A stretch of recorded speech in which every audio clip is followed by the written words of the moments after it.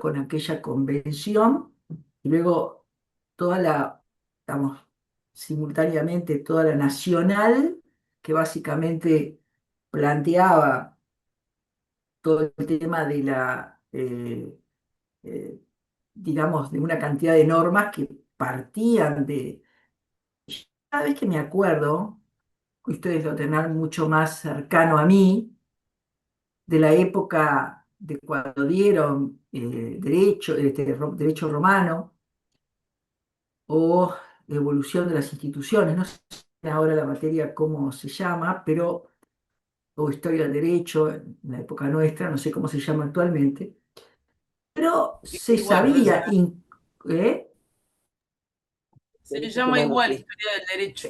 Igual, bueno, tuvo muchos cambios, después cambió volvió al original. Bueno, la cuestión es que, y esto es lo que yo quería decirles, acá hubieron normas que estuvieron vigentes. Por ejemplo, lo que yo les mencioné en la clase de ayer, o sea, en las 7 partidas de Alfonso el Sabio, no era un dato histórico. Realmente las 7 partidas estuvieron vigentes en el derecho uruguayo, y los que estudiaron, digamos, el Código Civil uruguayo y la historia en este sentido, se aplicaba en cuanto no estuviese antes del Código Civil, estuvo vigente, porque antes de 1860 había pobladores en el Uruguay y obviamente se aplicaban las leyes de toros, se aplicaban. Es decir, no estamos hablando de normas que no se aplicaron, y la evolución llega hasta aquí con una evolución sustantiva, ¿no? Donde el niño se le reconoce una cantidad de derechos de importancia que los vamos a ir viendo, y yo les dije a ustedes que yo, a medida que fuéramos estudiando los distintos institutos tanto de infancia como de familia, como de infancia, de familia y de también todas las relacionadas con lo que tiene que ver con el derecho sucesorio, bueno, vamos a ir viendo cómo esa matriz permanece incambiada, ¿no? Ustedes se van a dar cuenta, yo creo que cuando terminen el curso, ustedes se van a dar cuenta que lo que yo estoy diciendo es cierto, lo que decía la doctora Rivero es cierto. O sea, las normas han habido cambios, se han adoptado, es moderno, como por ejemplo las técnicas de reproducción asistida, el matrimonio igualitario, la unión claro que sí, pero no ha cambiado la matriz legislativa. O sea, la matriz se sigue dando, y por ejemplo, ¿se reguló el concubinato? Sí. Entre matrimonio y concubinato, ¿cuál tiene más fuerza? Sin duda el matrimonio. O sea, hay un tema que se da por ahí, ¿no? ¿Existen iguales derechos entre los hijos legítimos y naturales?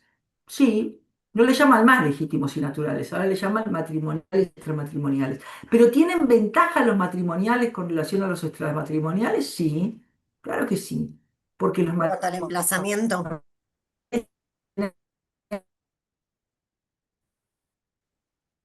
Se le cortó a la profe. por la forma de emplazamiento, dijo usted, o tratamiento, Yo dije, ¿no?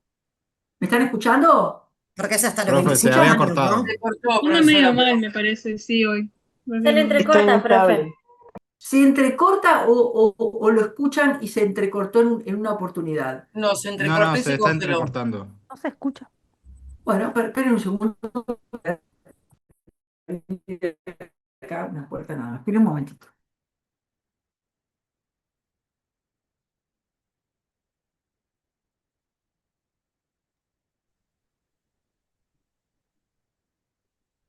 Recuerden poner el nombre en el Zoom. Hay una persona que figura como usuario. Ahora, ¿me escuchan? Ahí se escucha mejor, sí. Ahí se escucha bien. Bien, bueno.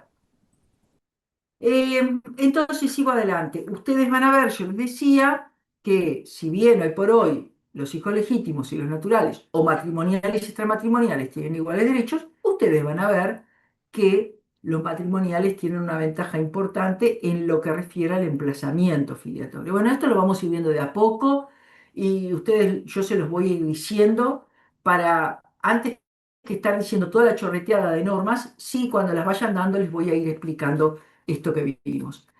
Eh, ¿Quién tiene la mano levantada? Perdón que acá no estoy Patricia, viendo. yo. Dice usuario. Lo que pasa es que dice usuario, Ah, Patricia. ¿dice usuario? No sé cómo cambiarlo. Sí, dice usuario, por eso yo no la. Bueno, yo leo usuario de acá, no sé si Ahora está lo cambio, correcto. pero no sé cómo es. Iba a decir que Bien, no justamente se preocupe. la diferencia entre hijos matrimoniales y extramatrimoniales es el emplazamiento y desplazamiento filiatorio, ¿no? Que es Exacto, hasta exacto. 25 años en uno y en el otro no tiene límite de tiempo, que parece una tontería, pero no lo es. No lo es porque hay cantidad de casos de personas que quieren pedir y si no tienen emplazamiento, no tienen filiación. Si no tienen filiación, no tienen derechos. Esto lo van a ver ustedes bien cuando lleguemos a familia. Bien, vamos a Se le volvió ver a cortar, que profe. además de haber habido, a ver si me siguen, ¿se Pero corta? siga, profe, ¿Se porque está siguió cortando? fluido después. Siga. A mí no se me cortó. Yo escuché. Yo Bueno, capaz escucho que, bien no, también, no sé si es sí, un no, tema yo de les digo zonas chicos o... porque puede pasar que se les esté cortando a ustedes y entonces cortamos a cada rato porque, digamos, porque a cada rato se le corta a alguno en particular, ¿no? Este, Siga, cualquier cosa siente muy bien, trencables. Cualquier perdón, cosa. Cualquier cosa tú me le dices, damos Ana, en por favor. puntual. Bien, por Sí, favor, sí, por sí. favor. El tema que yo hasta ahora he escuchado bien, por eso no sé si es por zonas, la situación o sí. Yo no he tenido problema yo que otras también. veces sí, pero Sí. ahora no he tenido problema. No, es que yo creo que si sale bien, no es que salga en una zona bien, no, creo que hay zonas que, porque no es un problema de que yo salga bien para ti No, y pero no bien para, el otro también puede tener baja conexión y si yo tengo claro, buena conexión se me puede cortar. bien. Es Bueno, eso, yo he escuchado bien. perfecto. Dicho esto, no, ¿qué ha pasado? No se preocupen, pasa y uno cree que es el otro el que lo tiene y no es uno que la tiene baja. Bien, pero quiero seguir con esto, chicos. A esto, a los cambios en esta materia, nosotros también tenemos lo que se llama la evolución institucional. O sea, se evolucionó en derechos a nivel internacional, en derechos y instituciones. O sea, hubo evolución normativa e institucional a nivel internacional. Por ejemplo, a nivel institucional era impensable la existencia de un comité de los derechos del niño, cosa que hoy existe, o de la Corte Interamericana, que aplica también a situaciones de niños. En consecuencia, se ha avanzado muchísimo.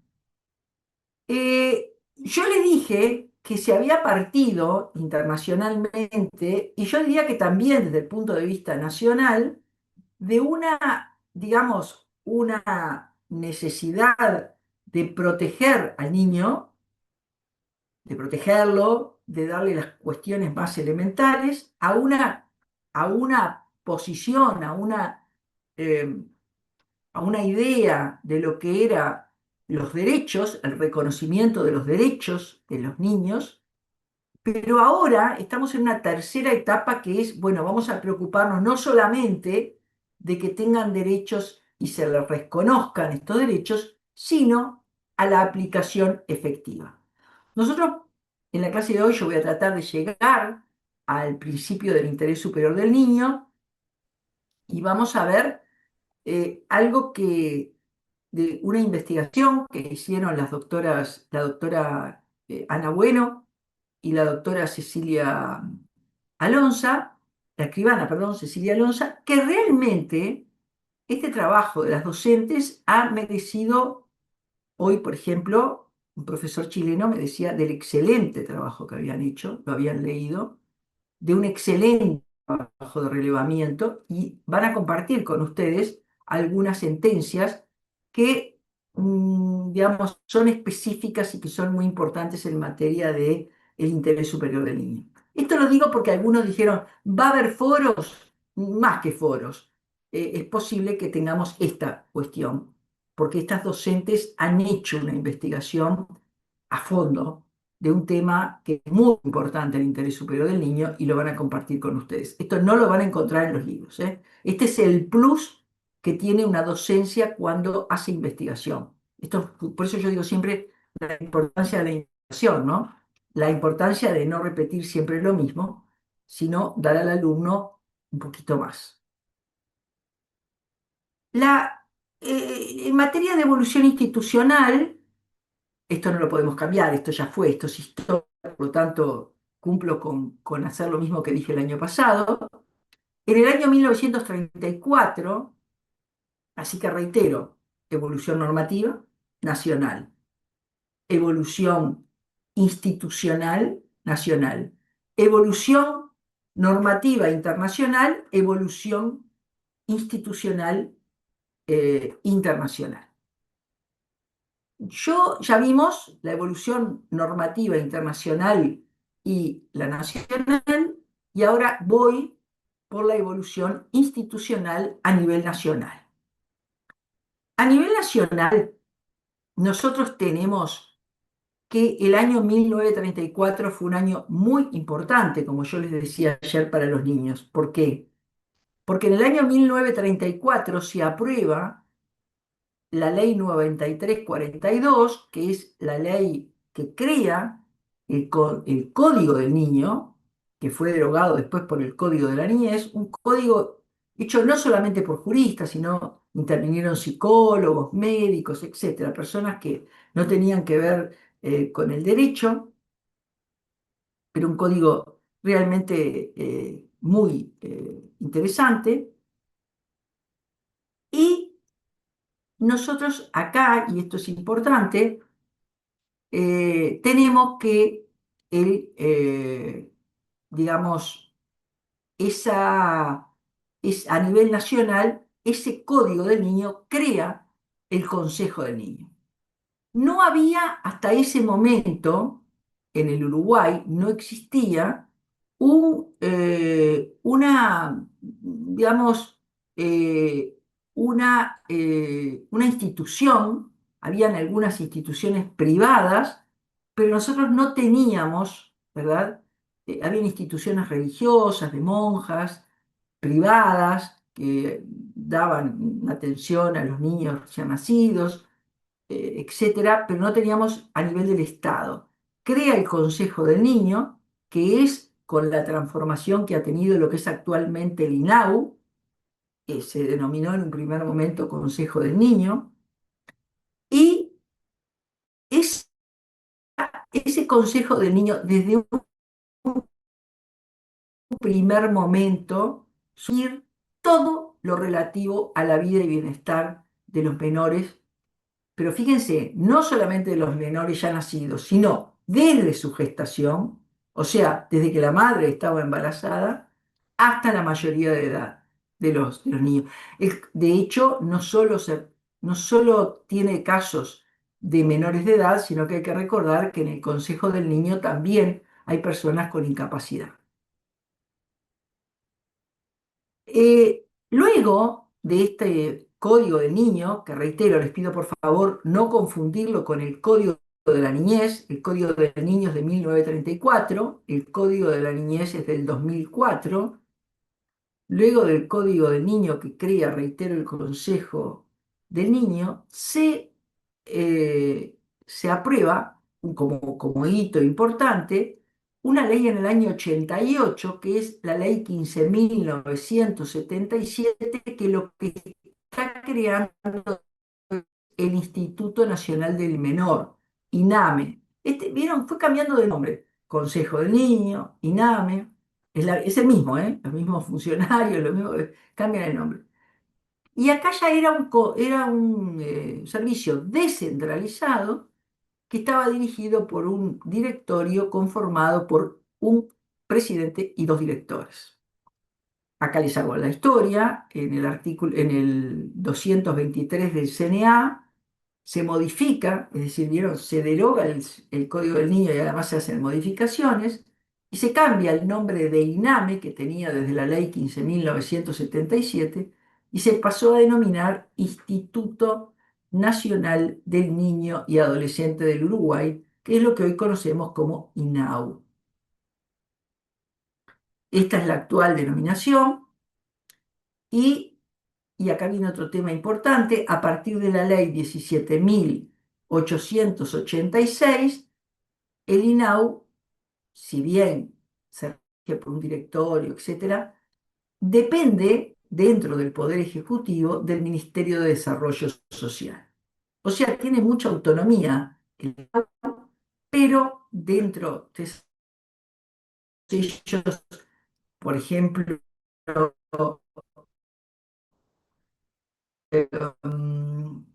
ANCAP es supervisado, no es que dependa, es supervisado. Bueno, el caso del INAU tiene esa supervisión del Ministerio de Desarrollo Social. Profe, disculpa, Esto siguió evolucionando. ¿Sí? ¿Sí? se corta. Perdón, ¿las demás se les corta? Sí, a mí también. Sí, profe, se acabó. Sí, sí, no Sí, se profe. escucha cortando. Se corta todo. Ana, ¿se ¿No corta? no puede ir más Bien. cerca del router, profe? Yo escucho bien. Es mínimo cuando un cortecito, pero se escuchan bien las palabras. No sé. Estoy, No. Discúlpeme, pero no quiero usted la única, Ana. Perdón. bueno, a ver, yo les diría que se acerquen ustedes también al router, porque yo estoy en el router y acá hay muy buen servicio de internet. No, o sea, les voy a pedir por favor que si ustedes sí tengan pronto el router, digamos, se acerquen lo más que puedan al router. Eh, si esto continúa en la clase próxima, por favor, me lo dicen, porque en realidad, si el corte no es tan importante, bueno, yo voy a terminar de dar esta parte y estamos ya directamente para dar toda la parte del principio del interés superior del niño. Bien. Acá está en la diapositiva que estoy marcando ahora, que también el artículo 211 del CNA creó un Consejo Nacional Consultivo Honorario de los Derechos del Niño y Adolescente, que está integrado por representantes del Poder Ejecutivo, del Poder Judicial, del INAU, de la Administración Nacional de Educación Pública y etcétera. Ahí tienen la integración. Obviamente, yo sinceramente no recuerdo, capaz que sí, capaz que tú, Ana, lo podés decir o lo recordás. Yo no recuerdo algo, digamos, más allá de la competencia que se les dio en materia consultiva. No recuerdo haber tenido demasiada noticia de este Consejo Nacional Consultivo. Sinceramente, no sé si han propuesto alguna reforma. Eso puede ser un problema de ignorancia personal. Hay una cosa que es importante y que queda de manifiesto en la ley de primera infancia. ¿Están entendiendo? ¿Está clara la voz? Sí. Bien. Para mí sí, no sé Sí, si. ahora sí, profe. profe. Sí, profe, ahora se escucha Sí, se perfecto. escucha clarita. Bueno, Profe, son Ahora sí. 3 segundos que se corta, pero después se continúa con normalidad, así que no, bueno, no no, cambia. pero está bien. Tienen derecho a escucharlo todo con normalidad. Eso es la verdad. Bien, la ley de primera infancia, si ustedes la leen, ustedes van a ver que lo que pretende hacer esa ley es coordinar una cantidad de instituciones a los efectos de garantizar los derechos de la primera infancia. Esto no quiere decir que de la primera infancia no se ocupara el INAU y que la verdad es que ahora, a partir de esta ley del año pasado, es como que se hace magia. De hecho, no se ha empezado, creo que, a aplicar, eh, por lo menos en forma significativa, porque a veces uno dice las cosas, pero realmente cómo funcionan en la realidad las desconoce. Yo lo estoy diciendo de mi conocimiento, ¿no? En esa ley lo que se hace es demostrar entre otras cosas, que hay que coordinar y cómo tienen competencia distintos organismos, más allá del INAU, más allá de este Consejo Consultivo. Hay una cantidad de ejemplos en materia de salud pública, ¿no? Cantidad de cuestiones que tienen que ver con los niños, o en materia de vivienda, o en materia de la propia seguridad social a favor de los niños. Eh, es decir, en materia de turismo, hay una cantidad de organizaciones que bregan y trabajan a favor de los niños. Ni qué decir de la Defensoría de Menores, que realmente hace toda una tarea, al igual que los jueces de familia, que bueno, es destacable, ¿no? Porque realmente una cosa es que se concedan derechos, que se aprueben derechos, y otra cosa es que se trabaje para que se apliquen esos derechos. Bien, en líneas generales pido que por favor lean el libro, lean este primer capítulo de la doctora Mabel Rivero y de Guillermina Berriel, y luego, Virriel, perdón, Berriel, y después que por favor vayan directamente al principio de el interés superior del niño. ¿Hay alguna pregunta? Les agradezco que me lo digan respecto a este tema. O sea, ¿alguien tiene alguna pregunta respecto al tema de la evolución de la familia, de los conceptos y de las instituciones y de la normativa? Bueno, ahí hay No, profe, ley. por el momento está claro. ¿Qué número? No lo tengo acá, por favor. Cecilia, ¿usted le puede pasar el número de la ley de primera infancia? Pablo, Power. No, no, profesora, en realidad fue una evolución desde lo que fue el INAU, el INAME y demás, y ahora, bueno, está, en realidad es lo mismo con diferentes nombres, pero en realidad está clarísima la clase. Sí, no, pero a mí lo que más allá de lo institucional, que es importante, a mí lo que ustedes, que hasta el año 34 en el Uruguay, no es que no se preocuparan de los niños, habían instituciones que se preocupaban de los niños, pero la normativa no era tan importante porque el niño no era visibilizado. Este es el concepto central que quiero que ustedes manejen. Bueno, ahora nosotros vamos a otro tema, que este sí es de suma importancia. Ana Bueno pone que la ley es 20.376. Ustedes van a ver que esa ley, 20.376 de primera infancia, es una ley básicamente que lo que trata es, en la primera parte, son los derechos. Yo les diría que hay derechos que no están, por ejemplo, el derecho a la filiación jurídica, que es muy importante. Si no hay filiación jurídica no hay ningún derecho, hay falta en esa ley. Creo que por un problema nada más que de actualización. Y tenemos también toda esta cuestión de organismos y de formar una estructura a nivel del Estado en favor de los niños. Ojalá que efectivamente se aplique y ojalá que existan los recursos suficientes para poder aplicarla y salir adelante, porque la verdad que es un tema sumamente importante, nos va la vida con este tema, ¿no? Me olvidé de mencionar lo más importante en materia de niñez, que es todos los organismos de enseñanza, ¿no? Todo primaria y todo lo que significan los organismos de enseñanza, porque si nosotros no tenemos una buena enseñanza, cualquier país, no nosotros, cualquier país, la verdad que está probado que los países que les va mejor son los que apuestan a la niñez, a la juventud, en lo personal, en mi pensamiento, ¿no? Docente, además. Tarabasco, Buenas tardes, profesora. Una pregunta, ¿cómo estamos con ¿cómo le respecto, va? bien usted, Sí. cómo estamos con respecto a los demás países, por ejemplo, los países vecinos como Brasil, Argentina, con respecto a las leyes de la infancia, la protección de los derechos de los niños? Nosotros, primero, digamos que normativamente en algunas cosas a nosotros no se nos han presentado casos que en otros países sí se ha presentado. voy a poner un ejemplo claro para que ustedes lo tengan en cuenta. Eh, en- Esto lo van a ver bien en familia, pero quiero verlo con ustedes.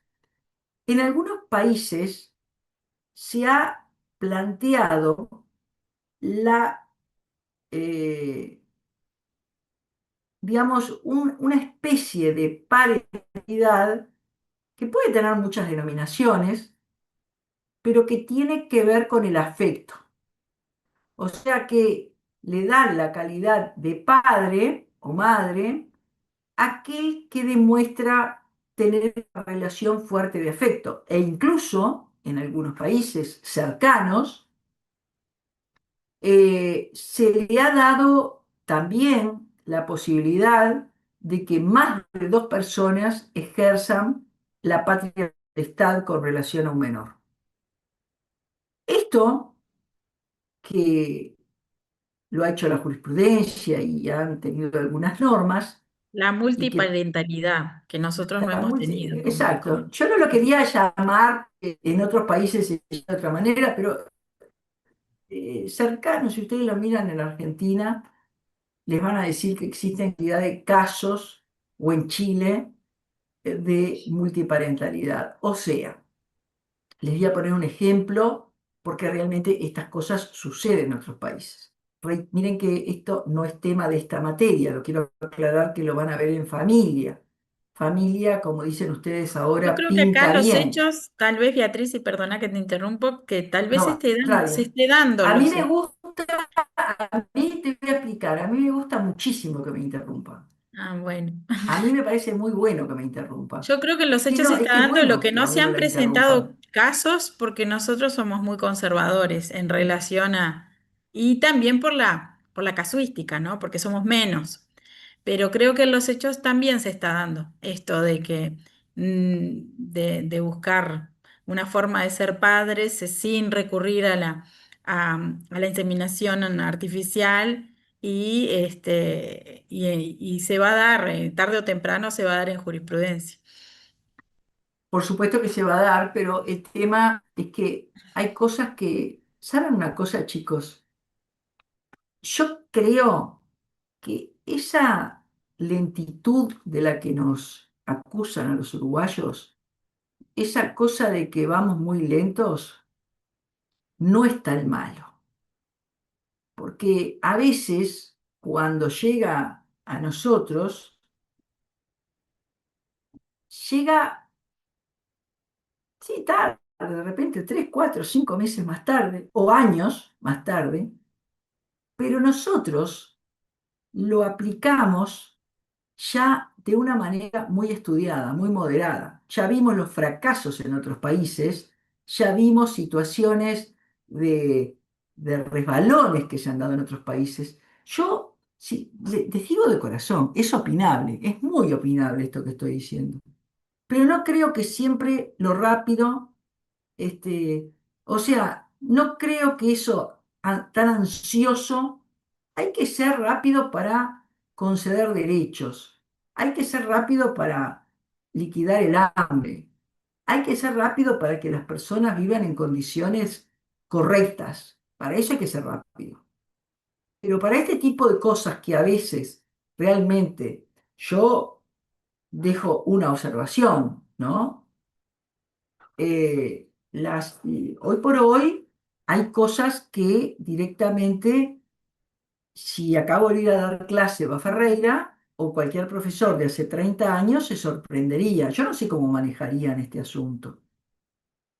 Porque, por ejemplo, ¿de qué está hablando la doctora cuando habla de multiparentalidad? Está hablando de repente, dos varones que son pareja y que obtienen que una chica, amiga de alguno de los dos o de los dos, tenga un hijo de alguno de ellos. O sea, les haga todo el embarazo sin ir a técnicas de reproducción humana asistida, sin hacer ningún tratamiento, e incluso en algunos casos con,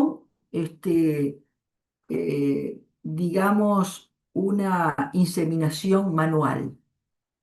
¿Eh? Choca esto, a mí me chocó, capaz que a ustedes por razones de juventud lo tienen muy asumido,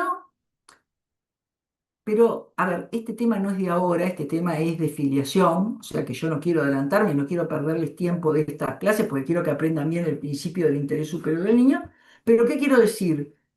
Que eso es la multiparentalidad, ¿no? En parte. Es que los niños dicen, bueno, mis padres, la pareja es, por ejemplo, estos dos, que pueden ser de igual o distinto sexo, ¿no?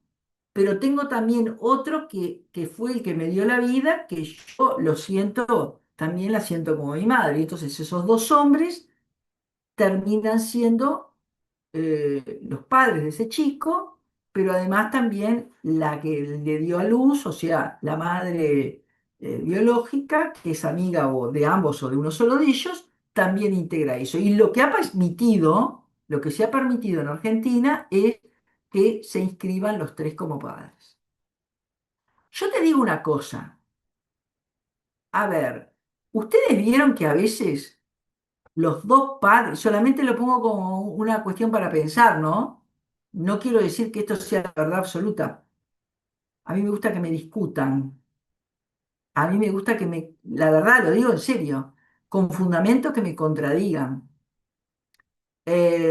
Ahora, yo digo, a veces dos, una pareja homosexual o hetero, no importa, para criar un hijo tienen una cantidad de inconvenientes para ponerse de acuerdo, los jueces lo saben. Imagínense ustedes tres, o cuatro, o cinco. Es decir, en cualquier momento va a existir una cooperativa de padres. La cooperativa tal, que tiene al niño tal. Bueno, sí es cierto, no se han dado casos en nuestra jurisprudencia que yo conozca.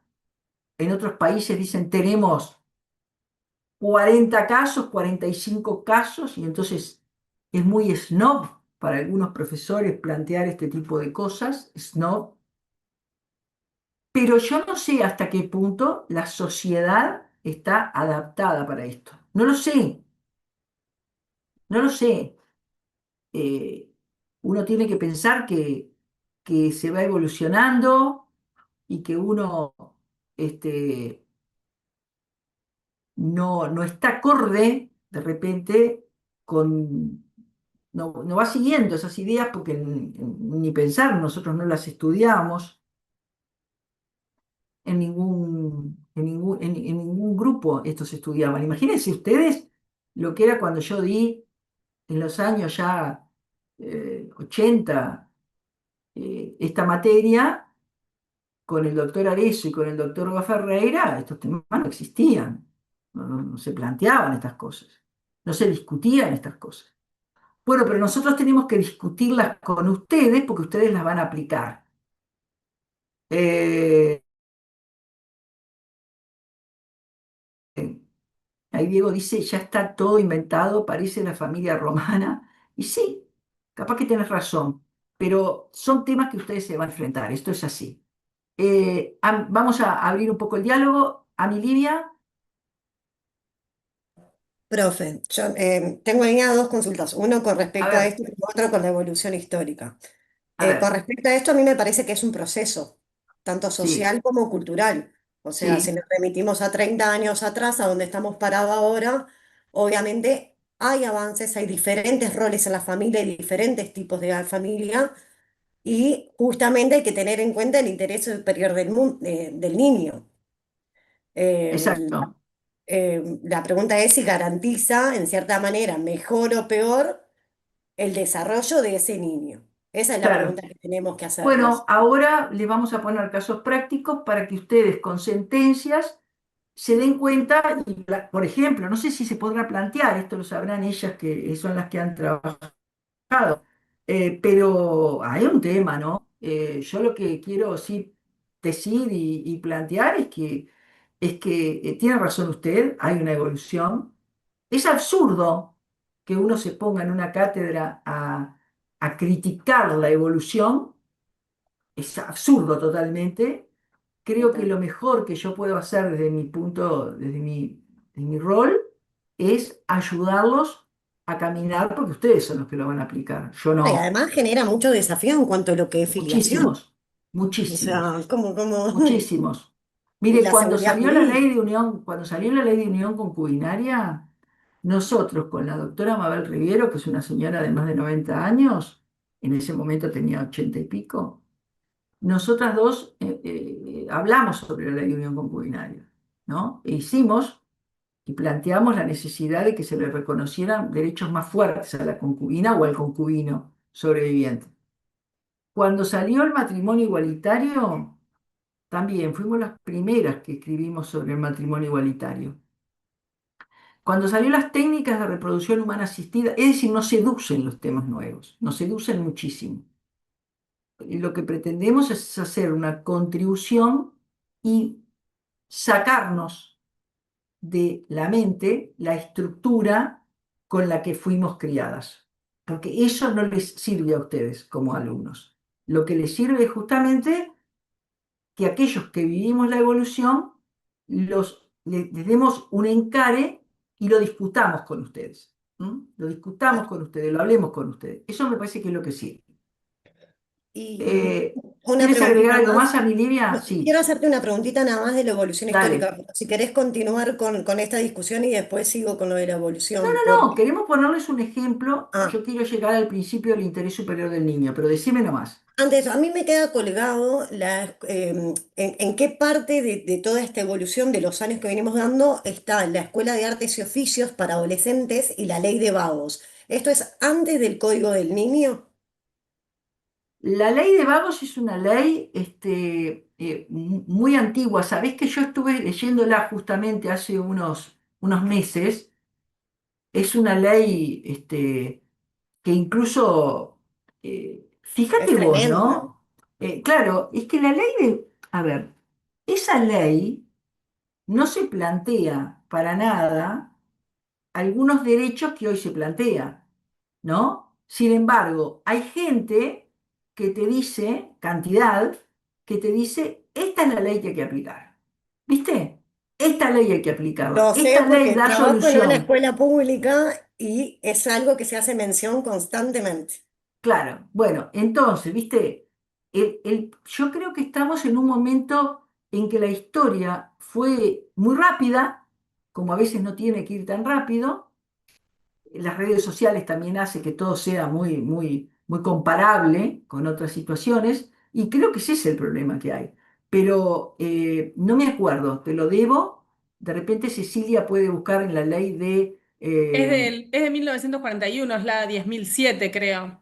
bueno, esa ley es posterior entonces a la ley del Código del Niño, porque era de, como te dije, de 1934. ¿Te das cuenta? Épocas. Pero genera una tensión, hay como una incompatibilidad. Bueno, el derecho, vas a ver ahora después que es tensión. Y justamente con el tema que vamos a ver ahora, hay que ver y vas a ver una forma de resolver tensiones que se te van a presentar y las tenés que saber resolver.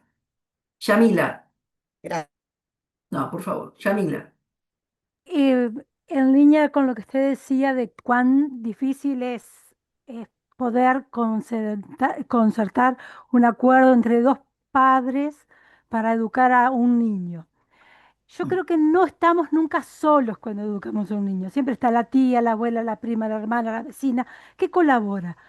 Creo que esto de la pluriparentalidad va a ir más a lo que se usó muchísimo antes, que era la educación tribal, que era más allá de nosotros y era una comunidad que se encargaba hasta determinado tiempo de la educación de los niños en exclusividad y que después como que los tiraban al mundo y por ejemplo, Rousseau hacía eso, dejaba a sus hijos en el orfanato y después los recogía a veces y los tomaba de nuevo cuando ya estaban semicriados. Nosotros vamos siempre con una circularidad histórica a repetir los hechos, algunos buenos, algunos mejorados y algunos los empeoramos. Sí entiendo que el interés superior del niño siempre va a ser un concepto que vamos a tratar transversalmente, pero que es un concepto que es indeterminado y que se va a acusar Bueno, en el ahora vamos caso, a ver en el esto caso porque concreto. sí, esto lo vamos a ver bien para que En ustedes profundidad puedan. y magistralmente explicado por ti. No, no, que Sí magistralmente. que, Simplemente creo que lo más pero sí. importante, de verdad les digo que lo más importante va a ser que ustedes escuchen las sentencias que se han dictado y cómo los jueces la están aplicando y que lo podamos explicar en el marco teórico, nada más. Eh, Y Christopher, ya, perdón, perdón, discúlpame, no. no. Y lo último, que Víctor preguntaba cómo estábamos nosotros. En lo que leí del capítulo, nuestro ranking evolutivo del estándar de los niños no es de los más bajos. Si bien hay líneas de pobreza y hay líneas de atención de la integralidad, nuestro país no está si fuera un ranking, no está por debajo en zona de riesgo en comparación con otras situaciones, por ejemplo, con Haití, Claro, bueno, que hay pues hay que situaciones compararnos con mucho Haití. más de mucha más vulnerabilidad. Bueno, cierto, lo que pasa es que tendríamos que, la situación de Haití es una situación muy particular. Vamos a Olivera, Christopher, Buenas tardes, profesora. ¿cómo le va? Entiendo todo esto de la pluriparentalidad. Me surgen algunas dudas en cuanto a derechos del niño y obligaciones de los adultos, básicamente.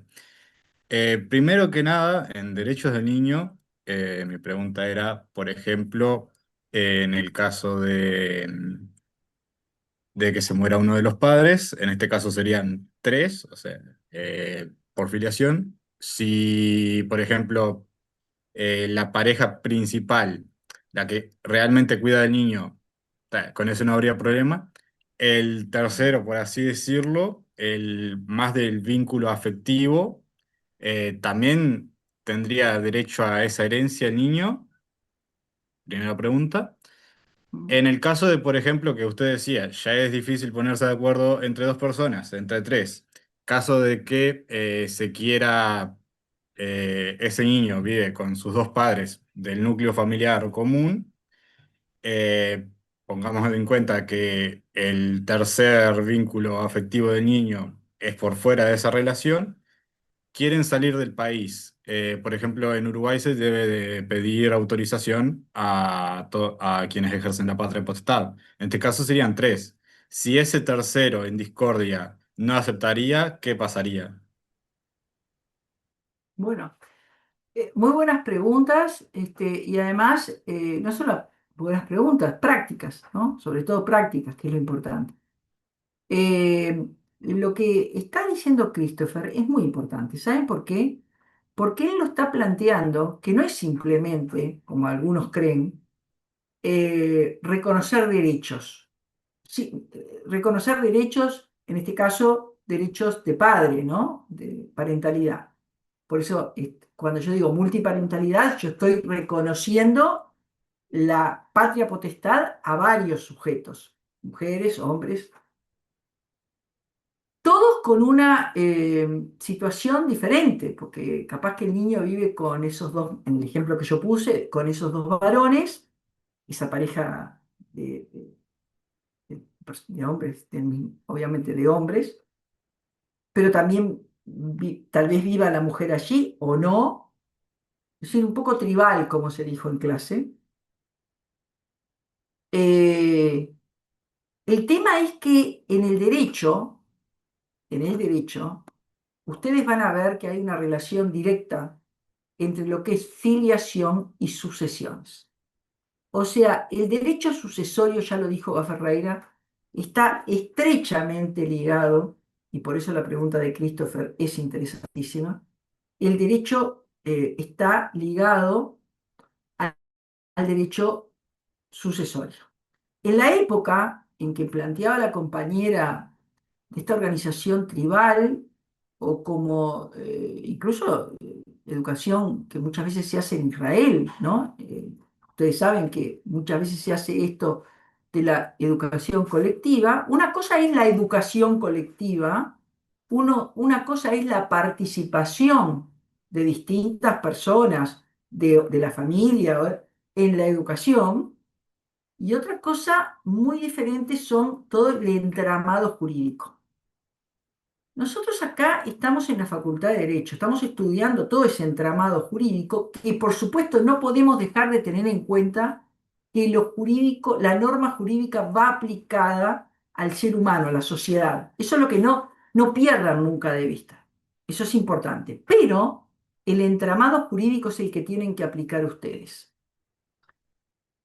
Si un abogado o un escribano se fuera a cumplir la función de psicólogo solamente, no estaría cumpliendo con la función jurídica. Puede comprender, escuchar al cliente, pero la función de él como profesional es fundamentalmente jurídica. En esa parte jurídica hay un entramado que está totalmente vinculado y lo que dice Christopher es una gran verdad. Toda decisión que se tome en materia filiatoria afecta al derecho sucesorio. Lo afecta y lo vamos a ver en forma permanente cuando veamos filiación. Fíjense ustedes lo que recién decía una compañera en cuanto a la injusticia que había entre los hijos legítimos, los naturales, que tenían distinto emplazamiento. Entonces ella decía, sí, si se llega con 25 años, no se le van a reconocer derecho ni la posibilidad de emplazarse a un hijo natural. Y yo le agrego algo que me parece importante. Bueno, si llegó a los 25 años, es el hijo natural, lo puede probar por un ADN, lo puede probar perfectamente, pero como realmente, y esto es grave, como realmente no se le reconoce el derecho sucesorio, entonces, y acá viene la parte interesante, no va a heredar. ¿Va a ser el hijo? Sí. ¿Lo puedo probar con un ADN? Sí. Puede vivir con ese individuo, pero no lo va a poder pedirle la investigación de la paternidad o de la maternidad. Entonces, hay una cantidad de cuestiones que están relacionadas a la administración de los bienes de los menores y así una cantidad de cuestiones que está como muy ligado. Obviamente, como hay cosas que están así y pueden tener multiparentalidad, pero si no hay norma jurídica,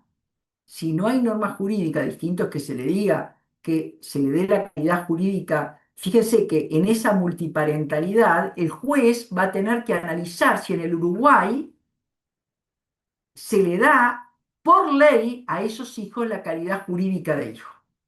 Si tiene la calidad, y mi respuesta a Christopher es la siguiente, si tiene la calidad jurídica de hijo porque se la da la ley, no porque nosotros decimos que es bonito, recomendable o agradable, no, porque se la da la ley, entonces va a heredar. Pero si la ley no le da la calidad jurídica de hijo, no va a heredar. Porque ¿qué pasa? Una cosa es la calidad biológica y otra cosa es la calidad jurídica. Y acá los que tienen derecho, y váyanselo grabando esto, son los que tienen la calidad jurídica. Yo siempre pongo el ejemplo, cuando doy filiación, nosotros podemos estar viendo una película de un niño que nace en el Hospital Pereira Rosell, estamos viendo que nace de una mujer, estamos viendo que al lado está un individuo con una gorrita que dice, papá te quiere, pero si no lo reconocieron jurídicamente un reconocimiento, no son los padres. Y si no son los padres, no van a ejercer la patria potestad.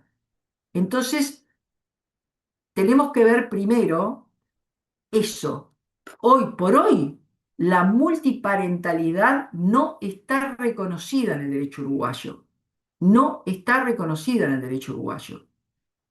Se verá si es que llega, si es que los uruguayos consideran que esa forma tiene que llegar. Los uruguayos somos un pueblo muy particular, ¿eh? Somos muy particulares. Nosotros llegamos muy tarde a las cosas y a veces esa tardanza nos salva la vida. Nos salva la vida. Miren que nosotros somos re originales. Y les reitero, y se van a acordar de mí, muchas veces la tardanza, el llegar tarde, nos salva la vida, ¿eh? Porque no, en el camino estábamos discutiendo otra cosa. Yo no creo en los ansiosos mucho, ¿eh? No me gustan mucho los ansiosos. A mí me gustan los que estudian, los que analizan. Este, no, creo que tenemos que estudiar mucho esto. Le contesté, Olivera. Sí, profe, justamente por ese lado era mi pregunta. Claro. Porque básicamente estaba pensando que si en Uruguay se llegara a aplicar, prácticamente tendrías que cambiar casi todo el código de la niñez y la adolescencia y toda la parte de filiación, básicamente. Mira, el Por año cosas. pasado, te voy a decir algo simplemente que es importante. El año pasado nos llamaron del Parlamento, de la Cámara de Senadores, ¿no? Entonces la Comisión de Derechos Humanos quería escuchar nuestra opinión porque del exterior les estaban diciendo que tenían que, digamos, cambiar la edad mínima del matrimonio. Que no, en el Uruguay la edad mínima eran 16 años, cuando tenían la autorización de los padres. Y en el exterior les estaban diciendo, no, la Convención de los Derechos del Niño dice que una persona es niña a los 18. Por lo tanto, un niño no se puede casar. Por lo tanto, tienen que tener más de 18. ¿Queda claro? La convención se aplica para todo. Si la convención decía 18, ahora la convención no dice que, no, que tenés que tener una edad de 18 para casarte. La convención lo que dice, una persona es niño a los 18, ni siquiera adolescente, es niño. Nuestro país permitía los 16 años. Entonces, los senadores nos dicen, mire, nosotros nos están pidiendo que tenemos que hacerlo a mayor edad. Y trabajamos con ellos. Trabajamos con el grupo de esa comisión. Trabajamos muy lindo. Llegaron a unanimidad. Lograron unanimidad. Se aprobó la ley por unanimidad en el Senado. Y en diputados, muy pocos no lo aprobaron. Pero lo interesante es que la ley se denomina algo así como de edad mínima del matrimonio. Entonces parece que lo único que se cambió es ese artículo. Sin embargo, se derogaron como 7 artículos del Código Civil en esa ley. ¿Por qué? Porque lo que dice Olivera es verdad. Porque no es simplemente cambiar un temita, es que usted va a tomar un temita y usted tiene que hacer un trabajo real de cambiar la estructura. Porque si usted no cambia la matriz en el aspecto, le queda la edad mínima, pero no se tocan otros aspectos que eran importantes, que tenían relación con la edad mínima. Así que les explicamos, miren, van a tener que derogar tal artículo, tal otro, y por qué. Y de esa forma ellos eh, no fueron arrogantes, pidieron el asesoramiento y nosotros Sí. eh, ¿Qué ley es, hablamos. profesora? Disculpe. La ley 20.344 me parece que es, o 343, búsquela, a ver. 20.443. 443, sí, exactamente. Es una ley sobre la que estoy escribiendo en este momento y se va a publicar. Bien, seguimos ahora en otro tema que es muy importante. Perdón, Patricia. No, perdón, iba a decir algo más, que me genera duda, en verdad, en el tema de la sucesión, porque si Mm. es pluriparental y se muere el nene, ¿qué pasa con la legítima? O sea, se tiene que modificar el código. Bueno, espere a que lleguemos a sucesiones y yo le voy a responder todo eso y más Bueno, cuando bueno, lleguemos, le prometo. bueno, confío. Pablo, Pablo, No, justamente, sí, sí, profesora, ya me respondió con el tema de la biología y lo demás. ah, Está sumamente interesante, pero hoy le iba a hacer un comentario irrisorio en realidad, cuando a usted ver, dijo de cooperativa, en cualquier momento es una cooperativa, que por suerte en las cooperativas existen los reglamentos de copropiedad y quizá no vaya a haber tanto no, pero inconveniente. dije una broma de eso de cooperativa, ¿eh? No, por eso, Era historiamente, una por eso lo digo. broma, ta.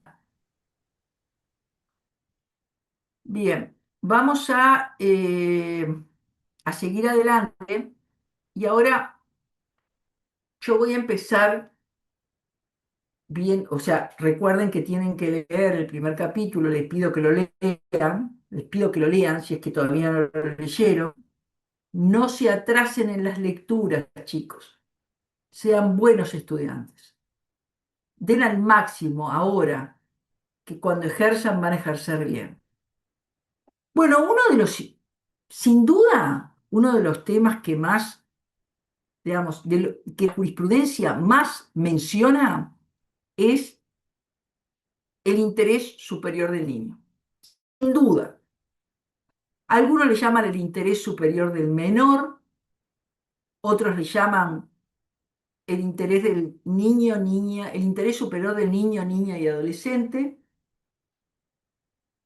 Otros le dan distintos nombres, pero es el interés superior del niño. Y vamos a ver que es un principio. En el derecho uruguayo, artículo 6, es decir, si nosotros les preguntamos, ¿está consagrado el principio del interés superior del niño en el Uruguay? La respuesta es sí, está consagrada. ¿Y está consagrado como qué? Como principio de interpretación, además, y de aplicación.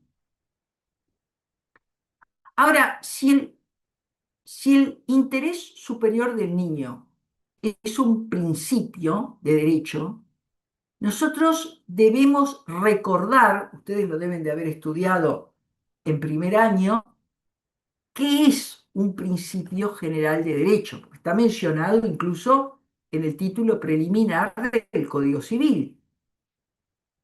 Eh, ¿Cuáles serían principios generales de derecho? ¿No? Es decir, ahora vamos a ver qué es un principio, pero ¿qué es un principio general? Vamos a empezar con un ejemplo, ¿no? Es decir, me parece que es bueno empezar con un ejemplo. Por ejemplo, eh, la capacidad de obrar es la regla, la incapacidad, la excepción. Esto es un principio de derecho.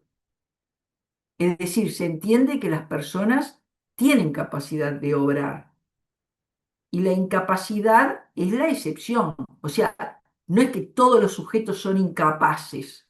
No, no. Es que los sujetos son capaces salvo causa de incapacidad. ¿Ah? Así que el principio es ese. Otro que era muy mencionado por Messineo es la buena fe se presume siempre. Vieron que se ha hablado mucho de la buena fe y se habla permanentemente en todos los cursos de la buena fe. Y bueno, es así. La buena fe hay que presumirla. Yo no puedo pensar que el otro está de mala fe. Yo tengo que presumir que está de buena fe y si el otro está de mala fe, yo tendré que probar la mala fe. Es decir, ustedes van a encontrar en forma permanente cantidad de principios de derecho. Cantidad. Ahora,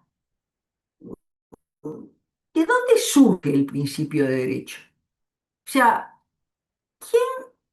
eh, si yo le pregunto a usted, bueno, ¿y de dónde sale? A ver, Juan Pablo Nam, ¿de dónde surge el Profesora, buenas tardes.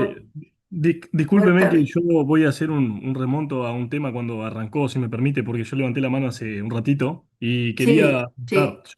Yo estoy trabajando en un estudio jurídico y nosotros tenemos varias situaciones en torno a lo que es familia minoridad, ¿no? Entonces le iba a plantear de Ajá. que si bien uno de los principios, como usted menciona, es que la palabra del niño es algo fundamental, nosotros vemos en la práctica una situación que se da mucho en donde los mayores, por ejemplo, en un caso particular, le voy a mencionar sin dar nombre, la parte que nosotros defendemos es la parte menos pudiente económicamente, pero la parte más pudiente ejerce a través de determinadas situaciones con el menor que hacen que él vaya hacia ese lado, pero no es la mejor opción, y no por estar defendiendo la parte que nosotros defendemos, pero no es la mejor opción en cuanto a la situación del niño, en lo que pasa. Entonces, como esa parte está mejor, lo induce a que se vaya para ese lado. ¿Me explico? Ujú. Económicamente hablando. Entonces, ¿hasta Sí. qué punto, la pregunta es hasta qué punto ese niño estaría bien respaldado, en este Bueno, caso?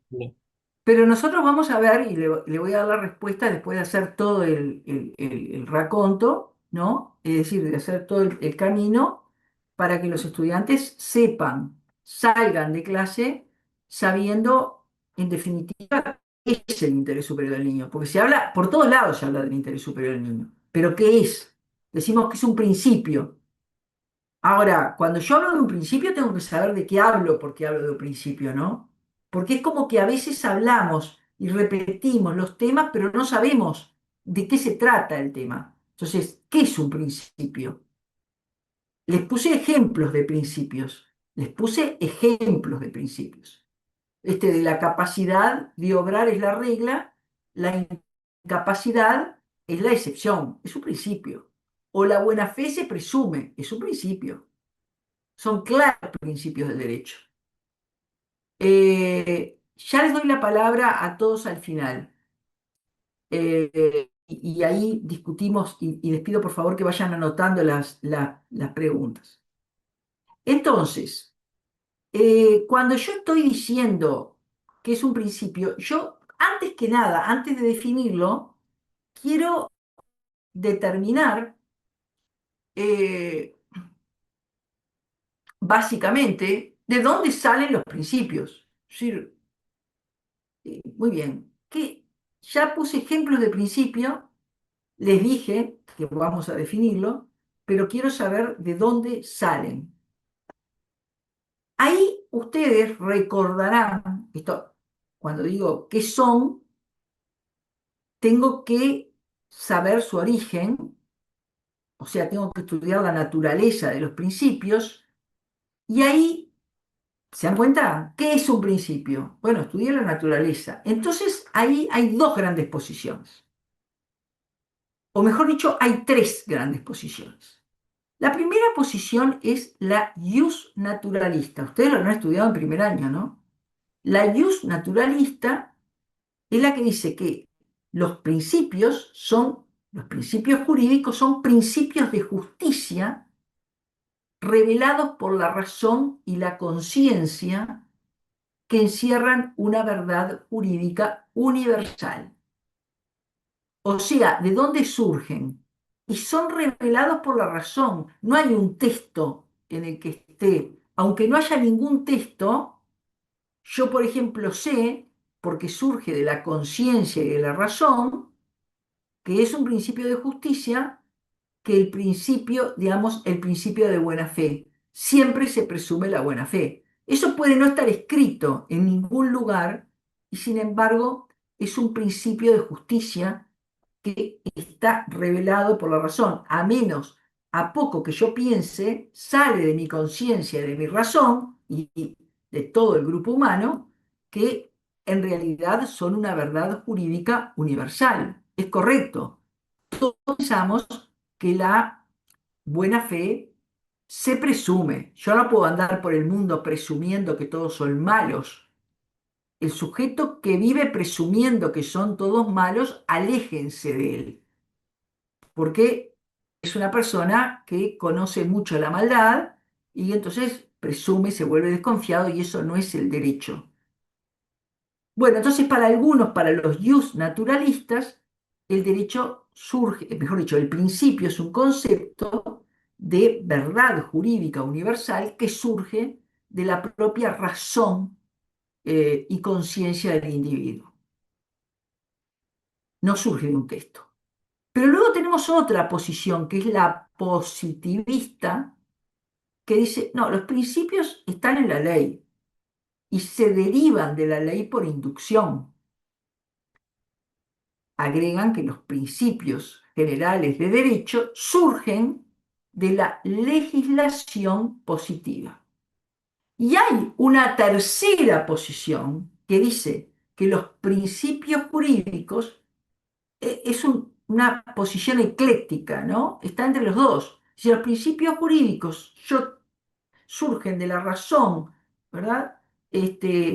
Exacto, Yamila, mezcla los dos, porque dice, en realidad surge de la razón, es una verdad jurídica universal, pero también surge de los textos jurídicos, de las normas jurídicas. Esto es realmente muy interesante. Ustedes no se pongan a hablar del principio del interés superior del niño si antes no recuerdan de primero, porque esto se dio en primero, que es los principios jurídicos. Yo siempre hago mención históricamente a Dworkin. Dworkin se escribe D de Daniel, W de Walter, O de Oscar, R de Rosa, K, I, N, Dworkin. ¿Mm? Y Dworkin da una definición muy interesante. Dworkin, ustedes saben que es un jurista del siglo XX, fallecido en el siglo XXI, un jurista de una universidad muy importante de Estados Unidos,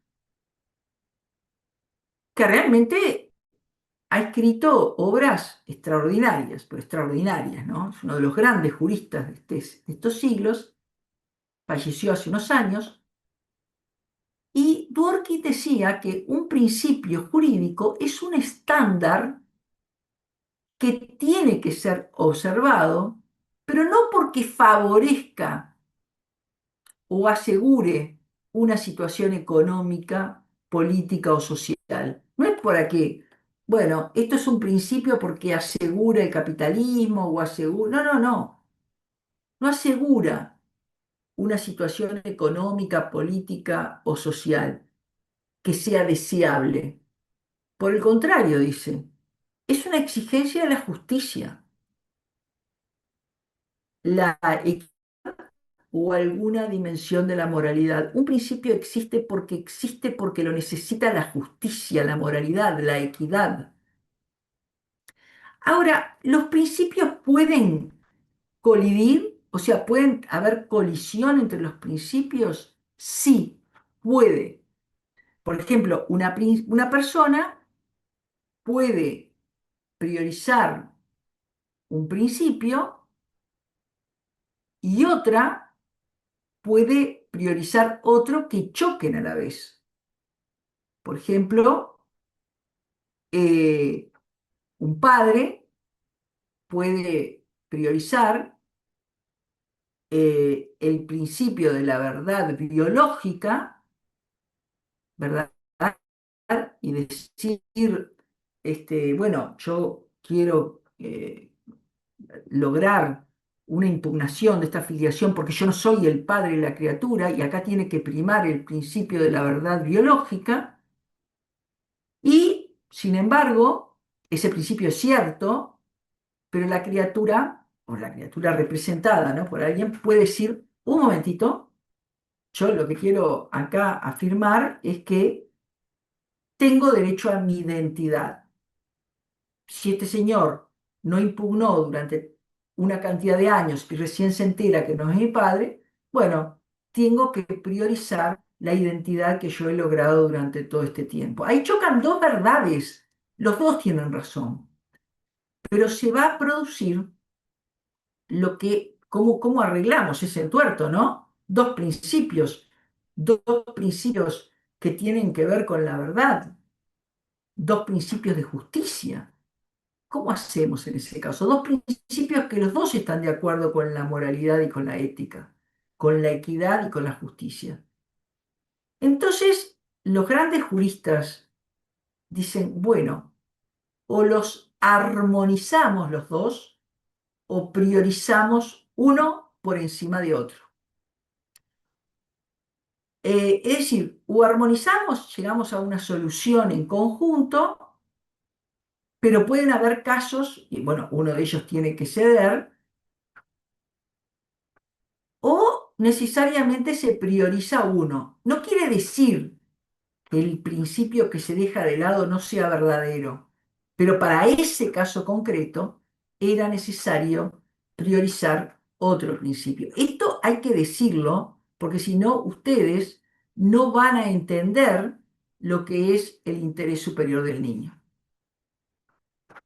Porque en el interés superior del niño, el interés superior del niño puede chocar, puede colidir, puede haber colisión con otros principios. Sin embargo, el principio del interés superior del niño se prioriza con relación a cualquier otro principio que esté de acuerdo con la justicia, con la ética, con la equidad y con la verdad.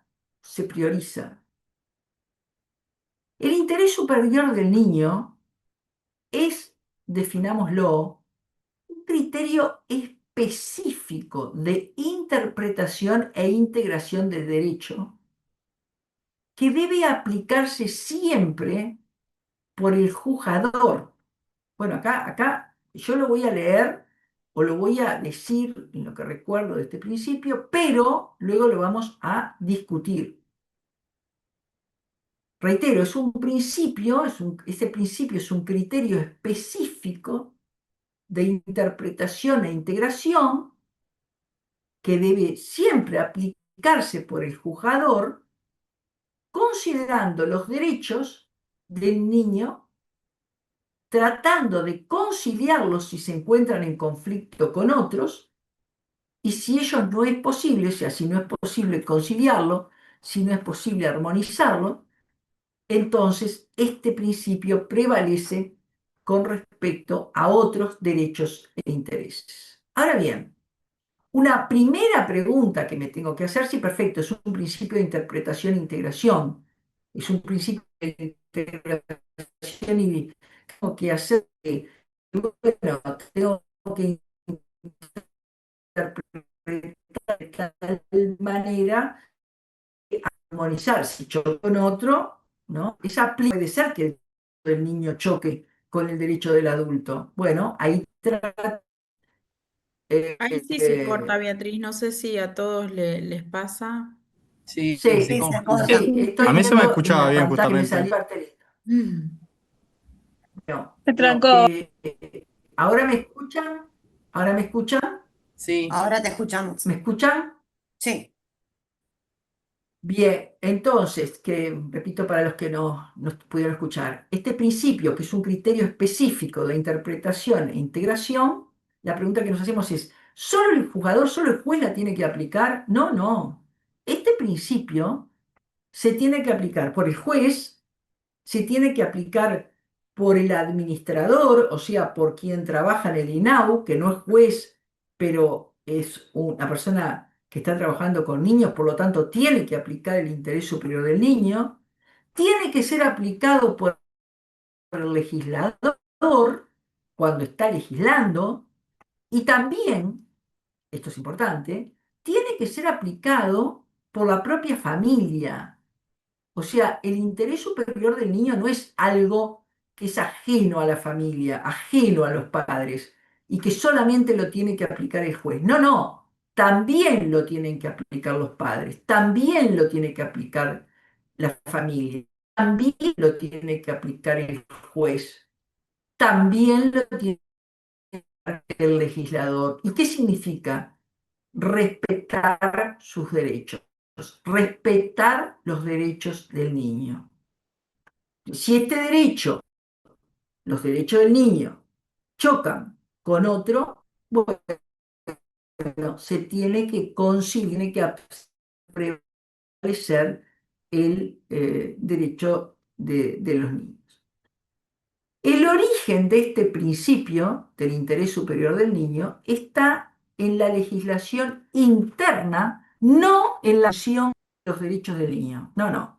Está en la legislación interna de Francia, Italia y el Reino Unido.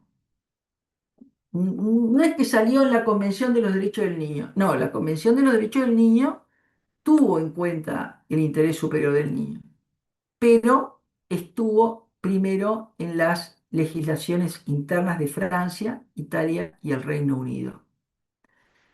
En nuestro país, nosotros, como ustedes se darán cuenta, no es lo mismo el interés superior del niño que estaba en el Código Civil, si es que podemos decir que había interés superior del niño en el Código Civil, al interés superior del Código de la Niñez y Adolescencia. Es diferente, totalmente. Es más, cuando se creó el Código Civil, habían derechos que no estaban reconocidos a los niños.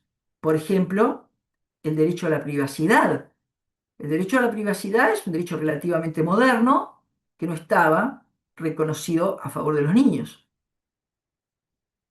Eh, el- entonces, el origen está, como les digo, el origen del interés superior del niño está en las legislaciones internas de Francia, este, el Reino Unido e Italia. Y también, yo les dije hoy cuando hablábamos, está en el libro de la doctora Rivero, cuando hablábamos de la legislación internacional, les dije, bueno, de lo primero que salió, que estuvo la Declaración de los Derechos del Niño del año 1924. De ahí, por ejemplo, fíjense, en el año 1924, en 5 párrafos, que era la declaración esa, dice, el niño debe ser puesto en condiciones de desarrollarse normalmente desde el punto de vista material y espiritual. La doctora Mabel Rivero sostiene que el interés superior del niño en nuestro país surge, bueno, está desarrollado en el artículo 6 del CNA, pero surge específicamente de la Constitución en su artículo 41. ¿Alguien tiene ahí la Constitución? ¿Alguien tiene el artículo 41 de la Constitución para leérmelo? 41 y 42, ¿no? ¿Cómo? 41 y 41 y 42, pero léame el 42. 41. Sí, pero léame el 41, por favor.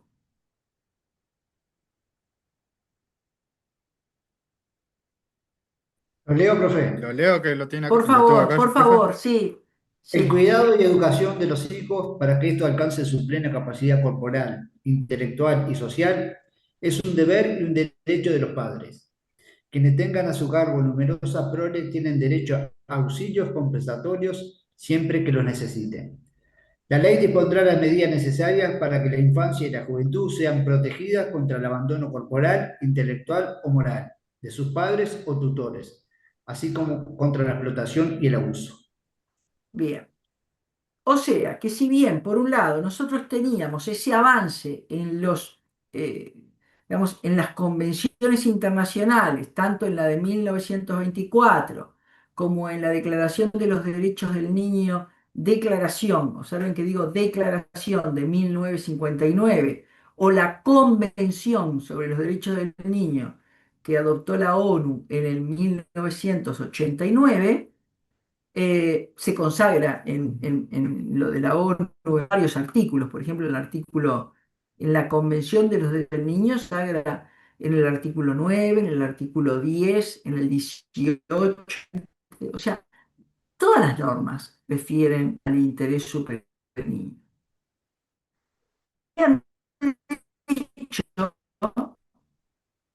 el artículo de la Se Constitución, corta. o sea, superior del niño, Profe, se cortó, se cortó. ahora, Sí, se cortó, se cortó. Ahora sí. Quedamos en bien. luego de estos avances y ahí se cortó. Bien, no, lo que tenemos todos estos avances internacionales y por otro lado, la doctora Rivero dice, bueno, cuando los padres están respetando el interés superior del niño, porque imagínense que sería canallesco, ¿no? Decir que el único que tiene que interpretar el interés superior del niño es el juez. No, el juez tiene que aplicar el interés superior del niño, el legislador lo tiene que considerar al legislar, pero los padres lo tienen que aplicar todos los días porque, digamos, lo tienen que respetar esos derechos del niño. Bueno, está el enunciado del artículo 6 del CNA que nos dice que es un procedimiento de interpretación e integración que supone, que consiste en el reconocimiento y respeto de los derechos inherentes a su calidad de persona humana. O sea, yo tengo que respetar los derechos del niño porque son derechos que tienen que ver con la dignidad humana, con su calidad de persona humana, pero además hay una parte magistral en este artículo que dice que este principio no podrá invocarse para menoscabar tales derechos. O sea, yo no podría decir que tomo una decisión, como se ha tomado ya en nuestro país, en base al interés superior del niño, cuando en realidad lo que yo estoy haciendo es directamente proteger el interés superior, digamos, estoy protegiendo el interés del padre. Yo me acuerdo que una sentencia de la Suprema Corte de Justicia, que se las vamos a mostrar después cuando demos filiación, en la cual se permite una acción de impugnación contra la filiación del hijo, es decir, se le saca la filiación de hijo legítimo después del plazo previsto legalmente, y se dice, eso fue a favor del padre, y sin embargo se dice, el juez dice que es por el juez de la corte, ¿no? Dice que es por el interés superior del niño. Bueno, ahí tienen un caso ustedes que se está utilizando como argumento el interés superior del niño para proteger en realidad el interés del padre, porque el derecho del niño es a tener filiación, no a que se le saquen. Entonces, estos son temas que realmente son muy importantes. Eh, el Comité de los Derechos Humanos, de los Derechos del Niño, que surge de la Convención de los Derechos del Niño, la Convención de los Derechos del Niño se habla de los derechos y se dice que en realidad el interés superior del niño tiene un triple concepto. Por un lado es un derecho sustantivo, por otro lado es un principio jurídico, como acabo de decir, que es de interpretación, y por otro lado es una norma de procedimiento. Esto lo dicen en la observación general número 14. ¿Qué quiere decir esto? Bueno, quiere decir esto que yo respeto los derechos del niño cuando, y bueno, lo estoy respetando porque eso es una norma sustantiva, por ejemplo, una norma civil, por ejemplo, cuando yo Profesora, respeto ¿Perdón? disculpe que le interrumpa. ¿Puede repetir lo del triple concepto? Sí, Derecho cómo no. En subjetivo. la observación general número 14, que es una observación del Comité de los Derechos del Niño, el Comité de los Derechos del Niño fue creado por la Convención de los Derechos del Niño, ahí dice, habla del concepto y dice que el concepto es triple. Por un lado es un derecho sustantivo, por otro lado es un principio jurídico, como vimos, de interpretación, y por otro, una norma de procedimiento. ¿Qué quiere decir esto?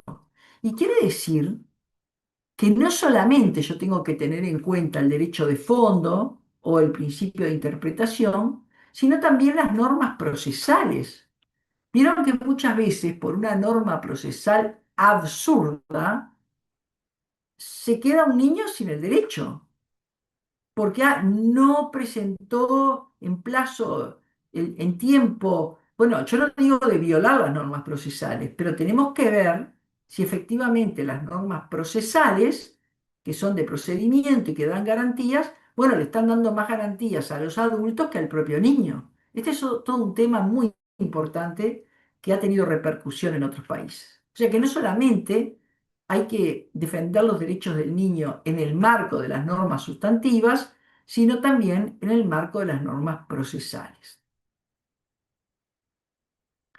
Ahora, hay autores muy importantes, como Fulchiron, que integra la corte francesa, es un autor francés de primer nivel, a quien tengo el gusto de conocer.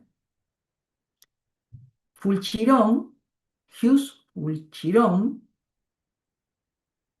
plantea dice algo muy interesante. Él dice que ha habido una notable evolución en la interpretación del interés del niño, porque se abandonó la posición clásica que veía que el interés era un sinónimo de estabilidad emocional, para centrarse en la defensa de los derechos. O sea, el interés superior del niño no tiene nada que ver con darle al niño lo que quiere, sino con respetar sus derechos. Por eso, lo que hace un rato decía el compañero, que bueno, que si tienen dinero, el niño lo van a, de alguna manera, no digo a comprar, pero lo van a convencer por el lado A de lo manipular. económico. Bueno, sí, pero ojo, usted podrá plantear si se respetan o no los derechos del niño. Porque, por ejemplo, yo ahí podría decir, sí, muy bien, el niño se le está dando económicamente mucho, pero el niño tiene derecho a estar con su madre o con su padre. Entonces ahí uno dice, no, pero le da más uno de ellos, ¿no? Le compra tecnología, viajes, disfrute. El otro no tiene tanto, pero el otro tiene que cumplir con el derecho que tiene el niño, fíjense, el derecho que tiene el niño a tener relacionamiento con ambos padres. Por lo tanto, eso se puede contrarrestar lo que decía el compañero en cuanto a sostener, bueno, entonces, prima, por supuesto que va a ser mucho más fácil para el que tenga dinero, muchísimo más El fácil. caso este se plantea todo el tiempo. El tema de la manipulación de los niños chicos con la Play, con los electrónicos, ¿verdad? Con la parte, digamos, de los progenitores que tienen más poder adquisitivo. Pero aún así, el juez mira todo, o sea, mira el entorno del niño, mira la contención familiar, mira quién lo ayuda a hacer los deberes, mira quién está presente, mira quién sabe el nombre de la maestra, quién lo lleva a hacer los controles médicos, o sea, lo que ve es presencia. eh, Presencia real, no, no, no, y muchas veces quién le marca los límites.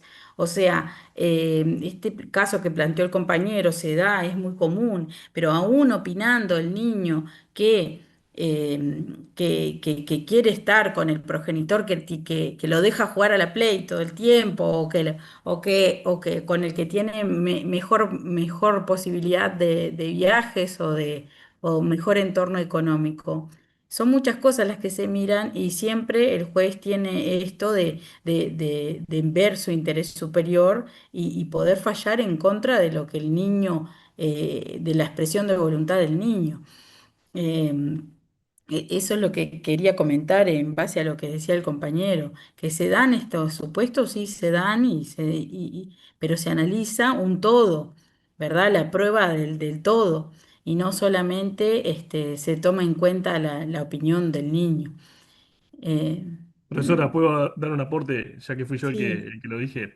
Yo creo que eso queda mucho en la subjetividad del juez también, porque nosotros en el caso que yo te mencionaba, nosotros, por ejemplo, estamos remando con dulce leche, pues sabemos bien que la mejor opción, por ejemplo, en este caso, es la parte que nosotros defendemos, pero el niño está totalmente posicionado en la otra parte. Entonces, como yo Bueno, vuelvo a repetir, digo, las resoluciones del juez siempre son para el otro lado y no para este lado, pero bueno, teniendo en bueno, cuenta, pero obviamente. usted piensa que eso va a poder ser revisado en segunda instancia. Quiero decir, no es solamente que lo ve un juez, ¿verdad? Y bueno, yo lo que siempre ahí en esos casos, cuando hay que fallar en contra de la voluntad del niño, lo que es determinante muchas veces son las pericias, ¿verdad? La pericia psicológica. ¿Tá? La pericia social también, ¿tá? Que va a la casa y sabe que es una de las partes la que lo lleva al médico, la que le realiza los controles, la que lo lleva a la psicopedagoga, la que es vinculante con la maestra en la escuela, la referente para la escuela o para el jardín, para lo que sea. Son muchas cosas. Yo muchas veces le pregunto, ¿y quién te ayuda a ti a hacer los deberes? ¿Con quién hacer los deberes? Y hay muchas, muchas cosas que a uno lo van abriendo los ojos de quién efectivamente ejerce el rol, ¿verdad? Quién está presente. Y uno se da cuenta clarito cuando hay, digamos, por decirlo de alguna manera, manipulación económica, ¿no? Eh, y además pasa otra cosa, que los niños, Además de la manipulación económica, puede haber alienación parental, y que es Bueno, muy común. ese es otro tema. Vieron que el término en sí no lo podemos utilizar, ¿ah? Porque expresamente la ley 19.580 prohibió la utilización del término.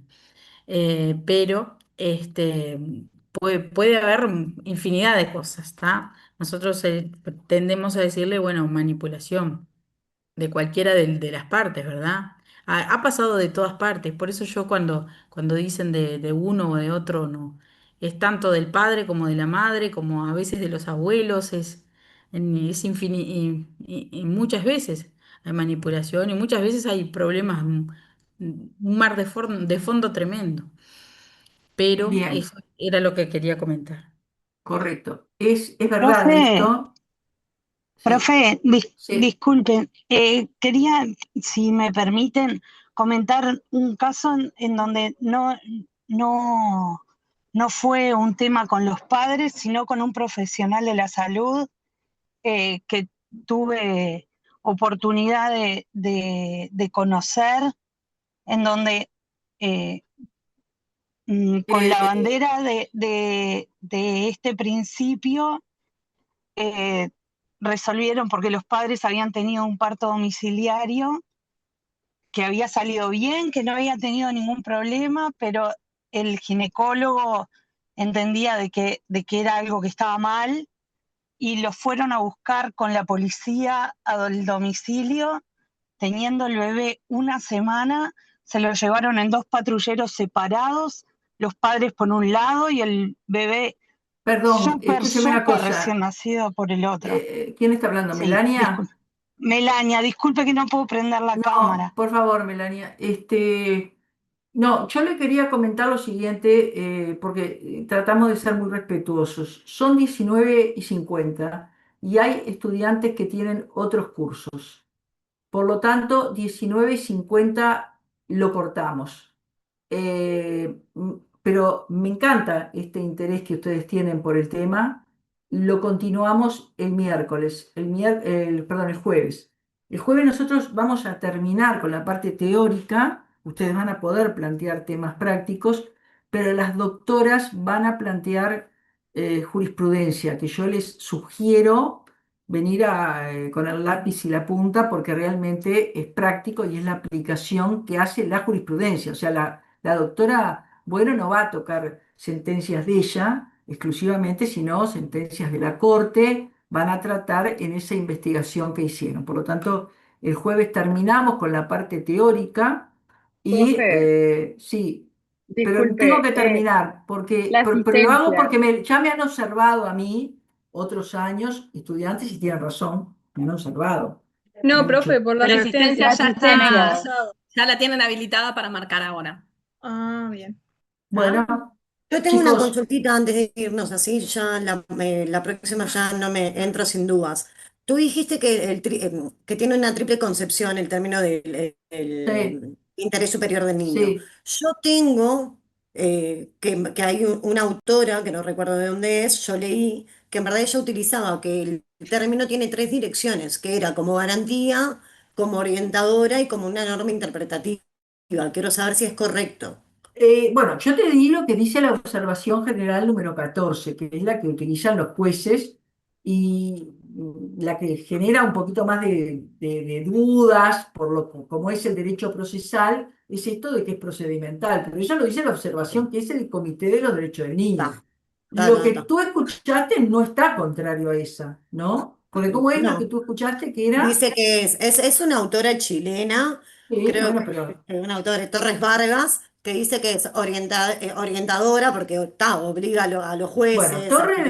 Vargas es una gran profesora del derecho chileno, o sea, una gran estudiosa del derecho chileno.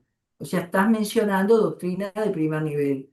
Ta. Habrá que decir qué explicación. Te sugiero leer y luego comentar, porque estás citando una excelente doctrina Lo estoy leyendo de esa. del derecho Ta. chileno. Yo creo que estamos diciendo mal el apellido, ¿no? Es, Porque es se llama Gómez de la Torre Vargas. exacto, es Gómez de la Torre Vargas. Yo la cito mucho, es una mujer de un nivel altísimo y una de las personas que más sabe filiación. Está Lo que perfecto. pasa es que con otro derecho, ¿no? Porque acá los jueces muchas veces citan autores extranjeros y la erran porque no está aplicado nuestro derecho. Entonces citan. Acá en el tema de filiación, yo Sí, veo muchísimas sentencias erradas, malas. Lo tengo que decir, eh, que están con un enfoque que no es el correcto. No quiere decir que no sepan, pero no están de acuerdo al ordenamiento jurídico. Bueno, chicos, nos vemos el jueves, ¿les parece bien? Nos vemos, Profe, profe. ¿con qué nos vemos, seguimos? gracias. Perdón. Hasta luego, muchas gracias. Seguimos Nos con lo que vemos. acabo de Profe. decir. Principio, el MIC, terminamos con toda la parte teórica de este derecho del interés superior del niño y van a escuchar a las doctoras que van a hablar de la aplicación en la jurisprudencia uruguaya. Bien, Van a dar sentencias concretas. bárbaro. ¿Ah? Que pasen Gracias, muy bien, profe. chicos.